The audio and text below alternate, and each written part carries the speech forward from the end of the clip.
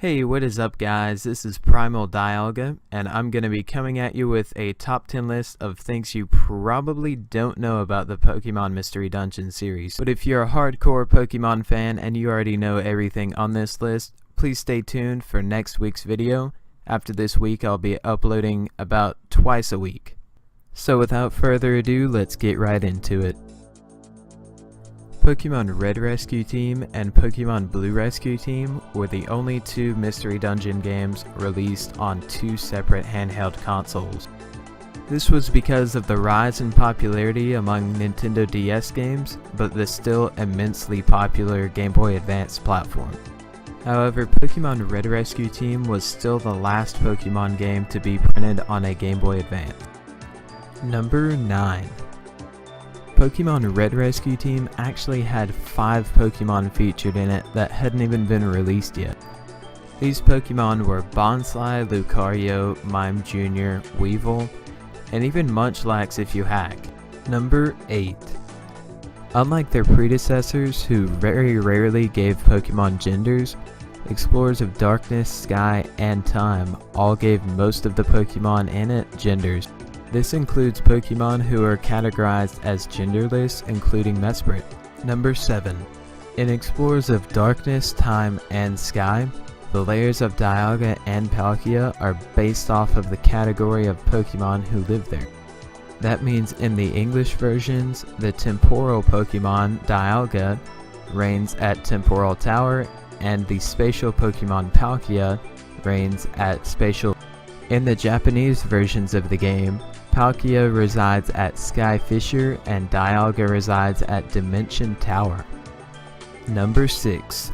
At the beginning of Explorers of Sky, the game will ask you if you've played Time or Darkness. If you answer yes to this, the recruitment rate of some Pokemon and certain gyms will double. Number 5. In Gates to Infinity, one of the bosses, Ho-Oh, can be battled as a shiny, which gives it a different move pool, more HP, and makes it stronger in general. Which is pretty cool because the only difference between a shiny Pokemon and a regular Pokemon in most games is that the shiny Pokemon looks like a barf green color. Number 4.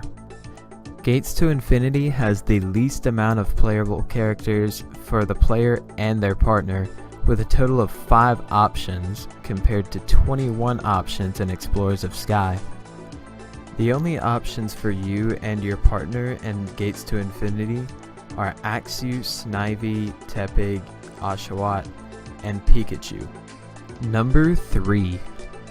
Pokemon Super Mystery Dungeon was the first and only Mystery Dungeon game that was awarded a 7, which is appropriate for ages 7 and up on the European rating system.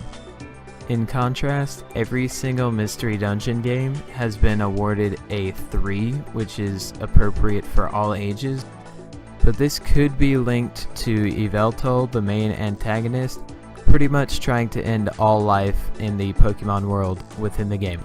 Number 2. Believe it or not, there were actually 3 Mystery Dungeon games that came out for the Wii on August 4th, 2009. The trio of games were named Pokemon Mystery Dungeon Keep Going Blazing Adventure Squad, Pokemon Mystery Dungeon Let's Go Stormy Adventure Squad, and Pokemon Mystery Dungeon Go For It Light Adventure Squad, and they were released as WiiWare. Each of these games had less backstory than the original games, and they had slightly differing storylines.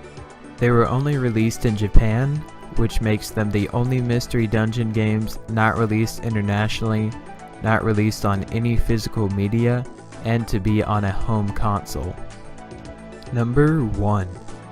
When you go to the future in Explorers of Darkness, Time, and Sky, there is a form of Dialga known as Primal Dialga that has been consumed by darkness, lost all rationale, and even loses the ability to control time. This was 6 years prior to Primal Reversion being announced, and it unfortunately is unrelated because in Japan, Primal Dialga is actually referred to as Dark Dialga. Alright guys, if you enjoyed my video, be sure to leave a like rating below. Also, comment and let me know what you did and didn't know from this video. I'll see you guys later.